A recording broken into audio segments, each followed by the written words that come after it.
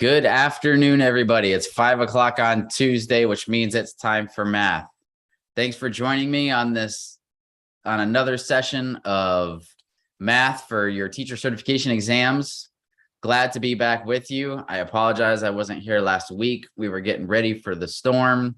We made it through. We just got our power the other night. So now I'm back to helping you guys out with your math. Now, I hope everybody's doing well. I know there are some areas affected around me that just aren't doing that well at all, and that's okay.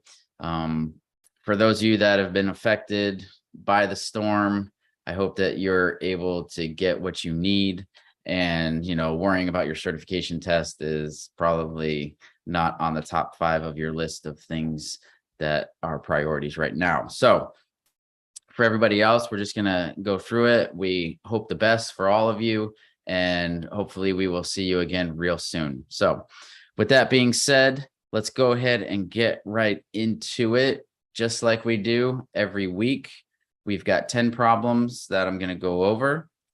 If you have us on Facebook or watching us on YouTube, you'll notice that the link below has those questions in it. If you haven't printed them out already, that is totally fine.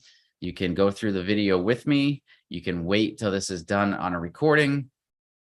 Either way, you're going to get the problems one way or another.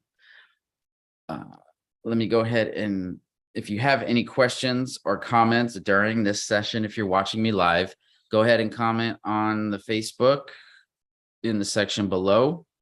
Also comment under the YouTube section. I'll be happy to answer anything that I possibly can so that you can get what you need. 2 things you'll need. You're going to need scratch paper because you're taking these exams on a computer. The only thing you're going to be able to write on is a blank piece of paper or the scratch pad that they allow you to have in the test center. Get used to doing your problems on scratch paper, because that's what you'll be doing in the test. So that's why, to prepare yourself, make sure that you're doing everything you need to accordingly to prepare. And then second, make sure you have a calculator, especially the calculator that you're going to be using during the test. You can find that on your test spec sheet. Just, wherever you signed up for your test, they're going to have that information available to you. You cannot bring your own calculator to the test center, but they will have one provided for you, either physically, which I highly recommend asking for a physical calculator during the exam, but not all the time will they allow you to use a physical calculator. Most of the time, it's going to be embedded on the actual program that you're taking the test on. Okay. All right. So with all that taken care of, let's jump right in. Our first problem deals with a chart, and it says the table shows Caitlin's bowling scores for a 4-week time period. Her mean bowling score for the 4 weeks was 136. She bowled 126 the 5th week. What will be the change from the 4-week to the 5-week mean? So let me show you how to do it first.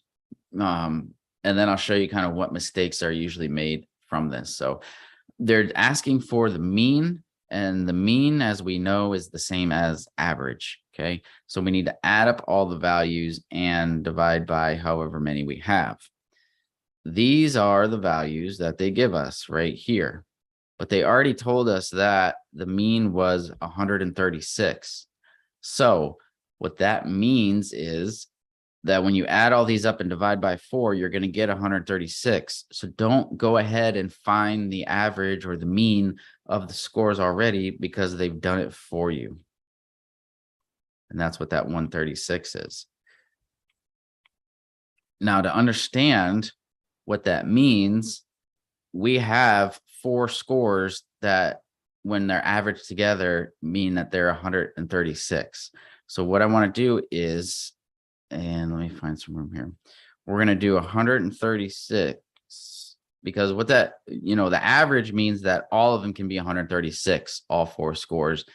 And obviously that would be an average of 136, or they can jump around like they do already. So a mean of 136 is 136 times 4. And then if she bowled a 126, then we're going to do plus 126. All of these scores are now going to be divided by 5 because that's what the new mean is asking for. It's for 5 scores, not 4 scores. So when we do this, get the calculator here. 136 times 4 equals 544 plus 126 is 670, all divided by 5. So then in your calculator, you just divide by 5 and we get, it's down here, 134. This is the new 5-week mean, 134. This was the 4-week mean, 136. They're asking, what is the change going to be? Well, right away, if the average is 136 and you bowl a 126, if it's lower than the average, then it's going to bring your average down. It can bring it down, by a little, but it will not bring it up. How can it bring it up? It's not equal to or greater than the original average. So it's going to go down. And if we have 134 here and we have 136, if we subtract them, we get 2. So it's a difference of 2. The only difference of 2 we have in the answer choice is B. And that makes sense because the average decreased by 2 points with that score of 126. Okay. So that is the correct way to do this. Here are a couple of ways that it's probably done because you're not understanding. We have to incorporate. That's why I multiplied by 4 here. We have to incorporate all 4 scores. There's a total of 5 scores. These are 4 scores. This is 1 score. Does that make sense? So that a total of 5 scores are had. A lot of the times, the biggest mistake on a problem like this that's made is, well, if I already have an average of 136, which it shows here. So if I average 136 and then I bowl a 126, well, can't I just add those 2 up and then divide by the 2 scores because I just have an average? And what you get is 136 plus 126. 262 divided by 2, which is 131. And so with 136 minus 131, you get 5, but you don't see 5 there. You get confused. You're not sure what's going on. That's not the right way to do it because this is incorporating 1 score, and that would be like incorporating another score. So it's just 136 by itself. An average of 136 means that you have a total combined score divided by 4 of 136. That makes sense. Okay.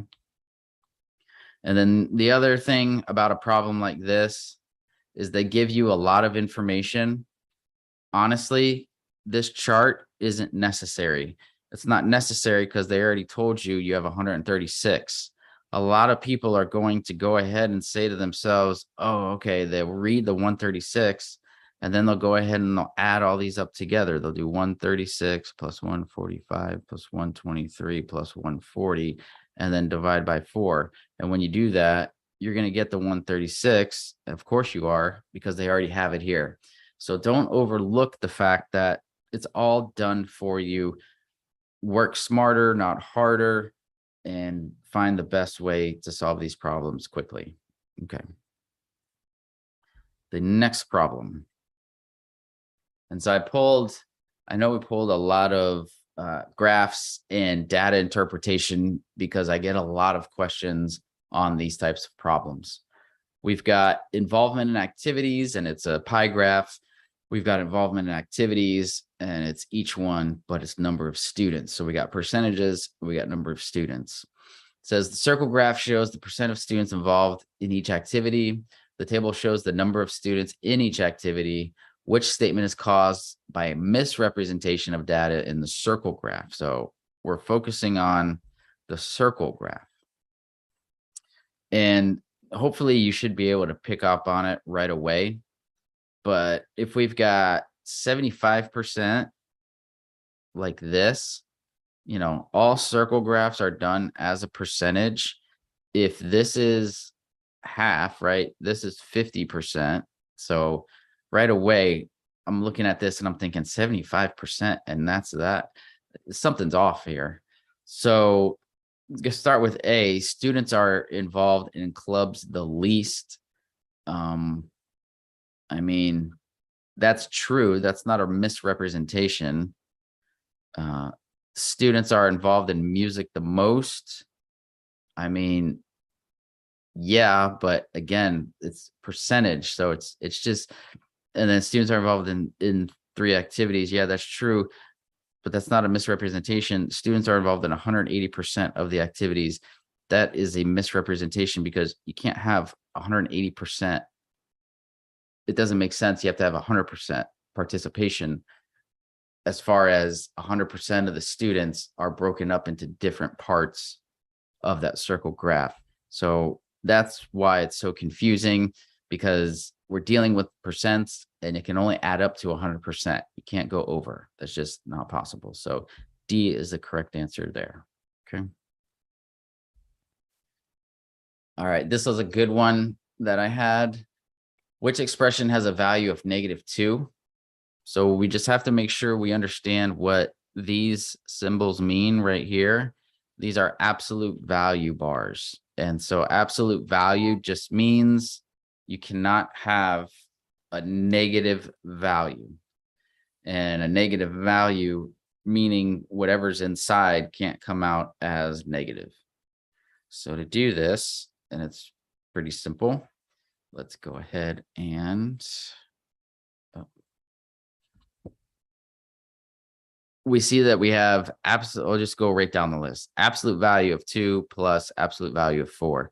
That comes out as 2 plus 4, which equals 6. And we're not looking for 6, we're looking for -2. So that's out. Then we have absolute value of -2, which is 2, minus, now that's where the minus comes in. See, it's between these two, and then -4, which comes out as 4. Well, 2 minus 4 is equal to -2. That's our answer, because that's what we're looking for. Just to show you on the rest of them, absolute value of +4 is still 4, minus absolute value of 2, which is 2. That gives me +2. Absolute value of -4 is +4 plus 2 equals 6. Okay. Just understand your absolute values. Don't get confused by them. Don't look at B and say, well, it's a minus, but they're absolute values. How can it become negative? It's because we've done these first. They come out positive, and then obviously 2 minus 4 is going to be a negative number. All right. Problem 4, a little bit of geometry, different angle pairs. It says the lines N and P are parallel. Which angle is supplementary to angle 7? So to understand this, when we have parallel lines and we have these two intersections, parallel lines, N and P, we have this line right here, which is called a transversal. That's a terrible trace of that line, but you get the idea. So this is a transversal right here. No matter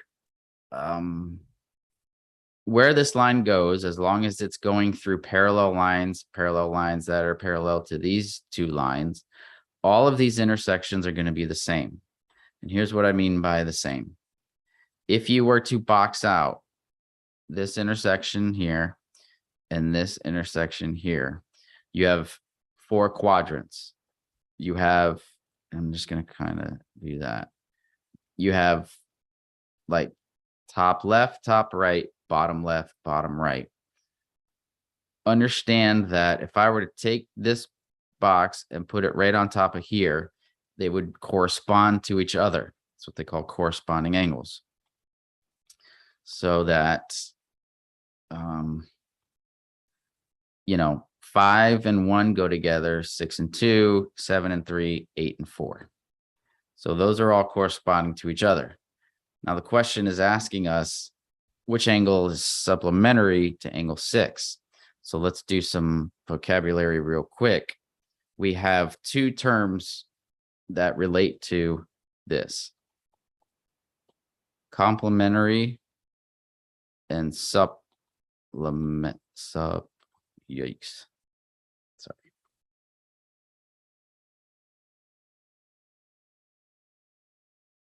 Supplementary. Okay. Complementary, 90 degrees, supplementary, 180 degrees. The way that I taught my students, in alphabetical order, C comes before S, and there's only two of them. It's 90 and 180. 90 is smaller than 180. 90 comes before 180. Complementary angles that add up to 90 degrees, supplementary angles that add up to 180 degrees. We need to find the angle pair with angle 7 that makes 180 degrees. Here's angle 7 right here. In order to be 180 degrees, and given only the information that we have to make an angle pair or a linear pair. So it's going to be any angle that's on a straight line with angle 7. So the only ones that are available to be a linear pair is if we go from here to here. Let me clean this up.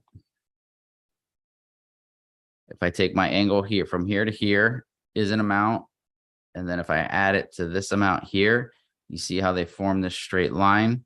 Angle 5 is an angle pair for angle 7 to be supplementary. 7 and 5, add them together, you get 180 degrees. If angle 5 is supplementary to it, then that means angle 1 is supplementary, because 5 and 1 are complementary angles. I'm sorry, not complementary. Oh my gosh, I totally forgot the word. It just blinked in my head. But corresponding, sorry, just the two C's. Corresponding angles, 5 and 1 are corresponding. The only other one that's going to work with angle 7 is going to be the other way. If I go from here to here, that means I add this angle here, and now I'm on this straight line. I've made 180 degrees. So therefore, 8 is also an angle pair. So 8 works, and if 8 works, that means 4 works. So the only possible ones on this graph are 1, 4, 5, and 8. We look down here, and not 2, not 3, not 6, angle 8. Okay. More importantly, just understand what complementary and supplementary mean. They throw these vocabulary words in some of these problems instead of just saying, oh, figure out what the what the angle is or what the angle pair is. They throw supplementary in there just to give it a little higher degree of difficulty, and you got to make sure you know what those words mean. Okay, problem 5, a little bit of scientific notation. And with this one specifically, it says, how is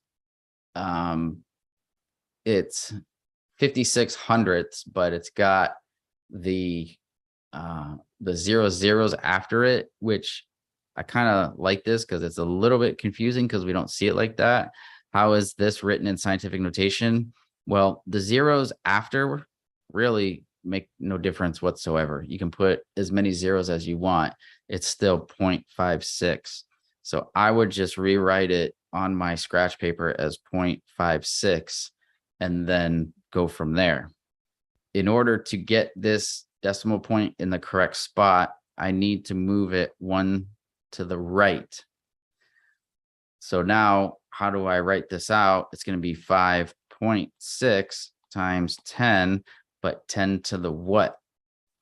And what I have to do is I have to know, am I making a smaller number or a bigger number? Well, if it's supposed to be 0.56, which is less than 1, and I have 5.6, which is greater than 1, I've got to make it smaller.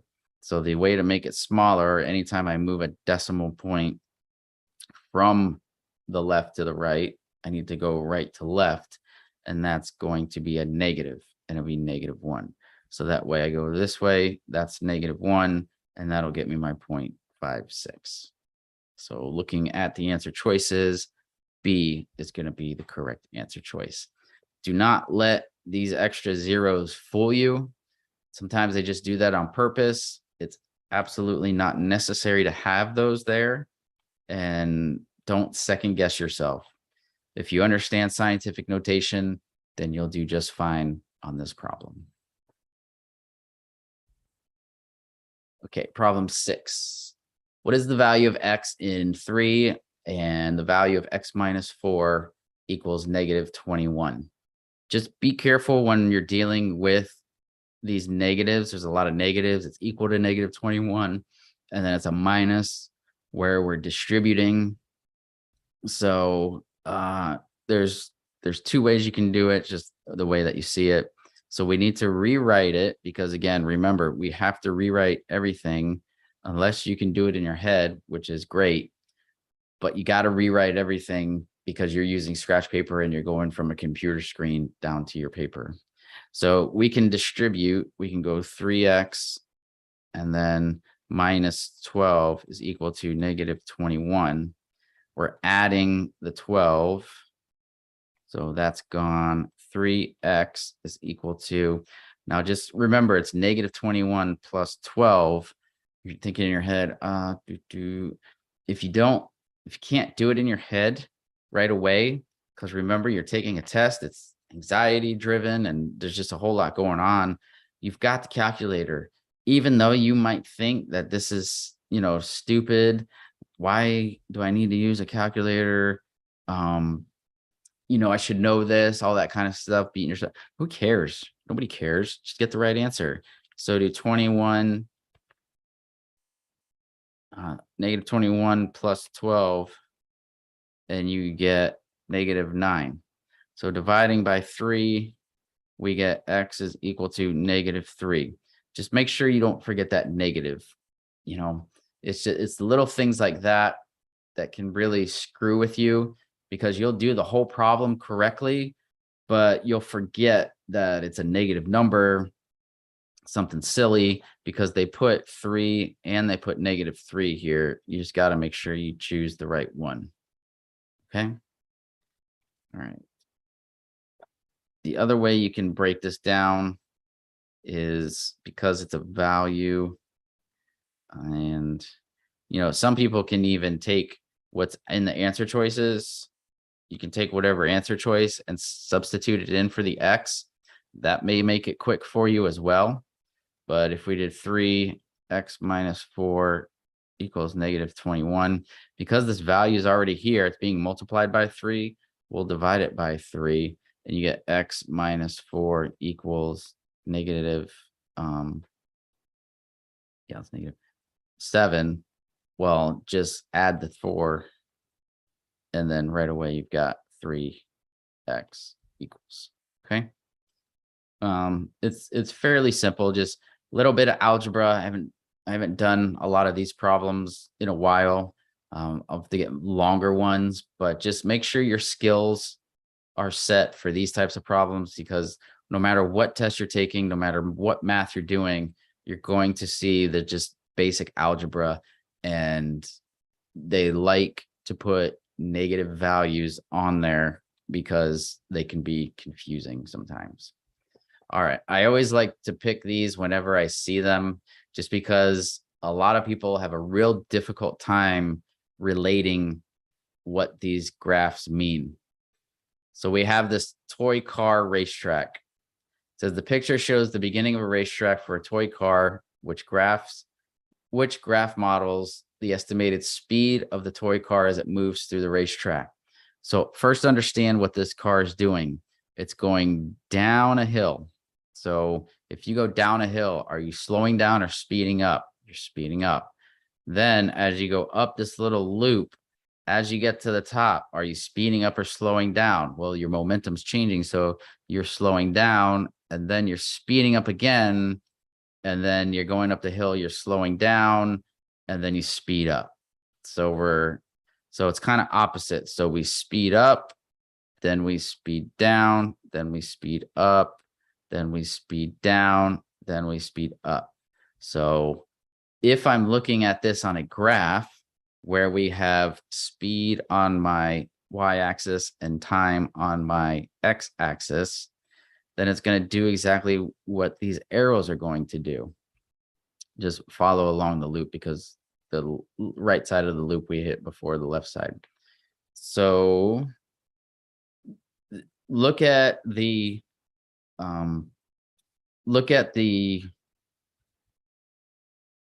answer choices and see if you can eliminate any right away. And you can see the ones we can eliminate right away is C, because these sharp increases, it goes speed up quickly and then speed down quickly, up quickly, down quickly. And that's not what that's doing. The next one I would get rid of is D, because of these flat spots. This shows constant speed, then down quickly, then constant speed, then down. There's no flat spot here on this graph. Let me get rid of this. But as you look at this, there's no flat spot where we would be going at a constant speed. So that's why D is there. Any flat line doesn't mean we're stopped. A flat line means we're going the same exact speed over a certain period of time. And that's what these little sections here indicate. Okay. And there's nothing that indicates that on our track. So that's why C and D gone. So now we'll take A and we'll take B. So the first part of this, as I go down, just follow along with me. As I go down this hill, I'm speeding up. So A says I start at a high speed and then I'm decelerating, right? Speed is going down over time. So it means I'm slowing down. Well, this shows me speeding up.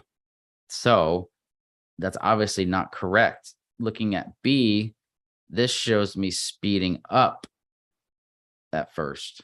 So that matches it. So then I'm going to keep going, right? I'm speeding up. Then I get to the loop. And then when I get to the loop, I should be speeding down. So I speed down and then I get to the top of the loop. That's going to be this right here. And then once I'm at the top of the loop, see how it goes significantly downhill, like it just goes straight down, and it's going to kick me out and make me go real fast. So that's why this goes higher. And then when I get to this point here, the top of the hill, I slow down, and then going over the hill, I get this little bump out the end and pop right back up. So that's how you follow this graph along, speed over time.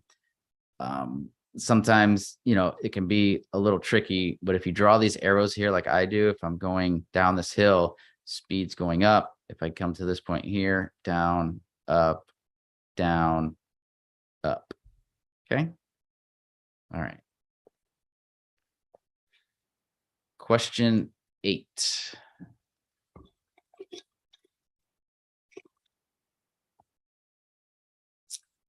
Says use the number line below to answer the question. There's our number line. We have 2, 3, 4, and then we have W, X, Y, Z. Which point on the number line is the best approximation for the square root of 6? So as soon as they say best, you're giving your best answer. You're not going to find, it's not going to be exact on the graph because it's not. So kind of in the ballpark is what I call it. So which point on the number line is our best approximation for square root of 6? Well, do you see square root of 6 anywhere on here? And even, this is meant for without a calculator, but if you put the square root of 6 in, you'll understand it. Some of you that don't get the calculator for a problem like this, which is what it's designed for, this is how we would go about doing it. So we've got 2, 4, 3, halfway. I've got my W here, X, Y, Z. So square root of 6. Off the top of your head, you don't know what square root of 6 is. So what we want to do is figure out kind of what these whole numbers would be. So if I take these numbers and square them, so if this is 4 and I square it, I get 16. But if I take the square root of 16, that gives me 4. So you see what I'm doing here. 3 squared is 9, but the square root of 9 is 3. 2 squared gives me 4, but the square root of 4 is 2. I'm looking for square root of 6.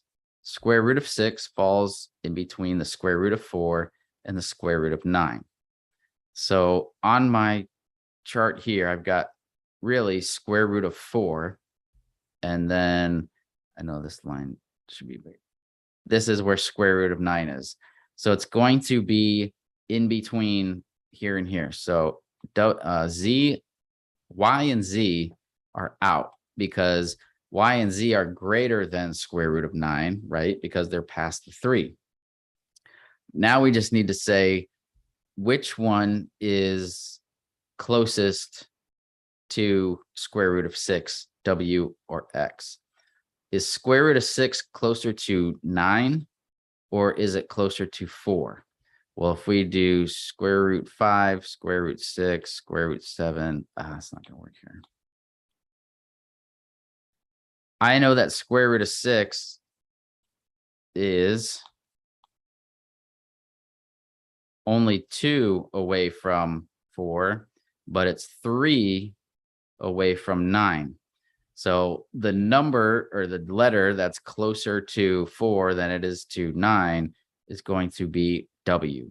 So my best approximation, which is that's all it is an approximation, is that this W is the best answer for square root of 6 because it's closer to this than it is the 2 than it is to the 3. And so that's why that is the answer. You know, it all depends on the test that you get. If you get a calculator and you did the square root of 6, obviously it's 2.4. So you would understand that, well, if this is 2.5, it's got to be less than 2.5. And so that's why W is the correct answer. Okay. Okay. Question 9. We have Misha asked 10 different coworkers how many people and pets are living in their homes. She used the responses to create the scatter plot shown below. Which statement about the numbers of people and pets living in the homes of Misha's 10 coworkers is true? So we just have to go through the answer choices and figure out which one best matches this chart. Now, right away, try and look and see if you can find any patterns with this scatter plot. And just looking at it right away, there's really no correlation. If I drew a line like this, so that means as the number of people increase, the number of pets increase, and you can see that it's really not a tight, compact amount of dots on that line. If I look at it the other way, like this, right, as the number of people decrease, or I'm sorry, the number of people increase, the number of pets decrease. Okay, there's just no real way of going about it. So there's looking like there's no correlation. As we read the answer choices, as the number of people living in the home increases, the number of pets increases. Well, that's not true because as we go up, look at how these just kind of, it doesn't follow that pattern. B says, as the number of people living in the home increases, the number of pets decreases. And again, that's what I just showed before. It'd be like that. And that's not the case either. As the number of people living in the home decreases, the number of pets decreases. And that would not be that way. That doesn't work because, again, same thing. And then there's no relationship between the numbers. And that's where we want to be. We want to make sure there's one that says there's no relationship because there really isn't. You can't make an argument that as one increases or stays the same, the other one increases or stays the same. It just doesn't work out that way. So just a big problem. Watch out for these types of problems because it's big on the screen. There's a lot of words. There's a scatter plot. It may get confusing for you. Just understand that as confusing as it may seem, it's actually simpler than it really is. Okay. Don't overthink these problems. And then finally, what is the value of 5 to the 4th power times 5 to the negative 6th power? So if you remember your exponent rules, same bases, right? So sometimes you're used to seeing x to the 4 times x to the negative 6, and you might know what to do. You would do it right away, right? Same concept, except we've got 5 as our base, which is okay because it's the same number. So we can do the same thing. If I have 5 to the 4, I'll do this dot because I don't like the x.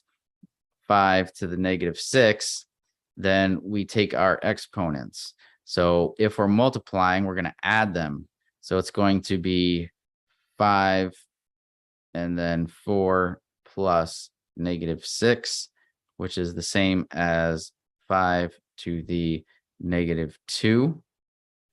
You can't have a negative exponent. So what do?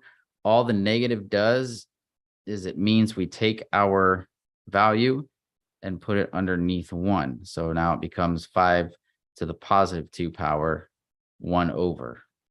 So can you do 5 to the 2nd power? Yes, you can. You get 1 over 25. And you can't do anything else. That is you simplifying this expression. 1 over 25 is the answer. C is the correct answer there. Okay. You don't do 5 times 5. It's just their same base. So we just deal with their exponents. And that's why I went through that process there. Understanding that you cannot have negative exponents. Also, negative exponents do not make the answer negative. That's a big no-no. So don't think that at all. Okay. A negative just means you bring it underneath 1, making it a fraction. And then you finally can. That's how that negative 2 turns into a positive 2. And you're able to do 5 squared, meaning 25. Okay. And finally, the answer key at the end of the session. Okay. So, all right. Comment. How come is D for 9? Number 9. Number 9 is D because there's absolutely no correlation. Because there's no line I can draw in these points to give me a way that as the people, so let's just go through it. As the number of people living in the home increases, the number of pets increases. Well, here's 1 person at home and they have 3 pets. Then here's 3 people at home. They have 1 and 0. 4 people at home, 1 and 0. And so that's not true. As the number of people increases, pet increases, because that means 3 and 4 people should be up here and they're not. So you can't have that one. As the number of people living in the home increases, the number of pets decreases. Well, here's where they're high here, and then they go low. But when I get to 4 and 5, I've got these as outliers. So that contradicts that argument there. And then C says the number of people living in the home decrease, the number of the pets decrease. So as that means there should be a lot of, and that would be going this way, right? A lot of people should have a lot of pets. And then as we go this way, it should decrease. Well, it decreases here, but then it picks up again here. So again, contradicting the argument. There is no correlation. That's why D is the answer. And then for the next one, does toy car speed have to do with increasing and decreasing up? Yes. Where is it? Just think of yourself in your own car. If you were at the top of a hill and you pushed your car off of that, would the car go faster or slower? That's how you have to see that. Okay. Same thing with the toy. It will increase speed as it goes downhill. Gravity will take it down. So that's why downhill is faster than uphill. Okay. All right, let me check and see if there's any other comments. And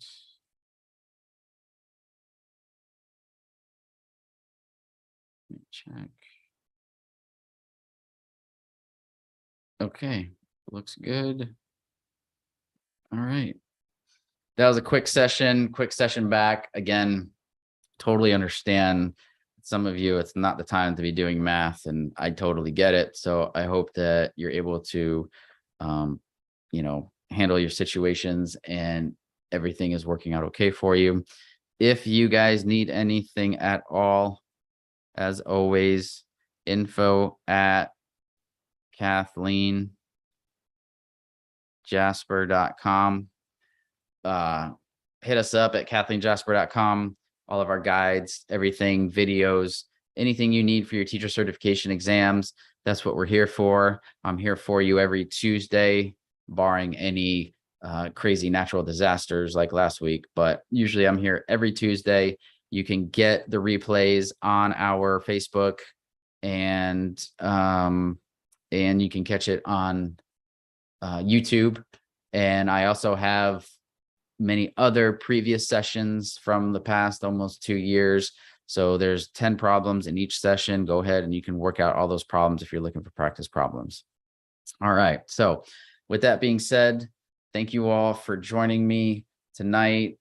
I know some of you are in a tough spot, and I hope that you'll be okay. Hopefully the schools down here open fairly soon, so we can get the students back in and get you back to your normal lives. But for everyone else, have a great week, and I will see you next Tuesday. Take care, everybody.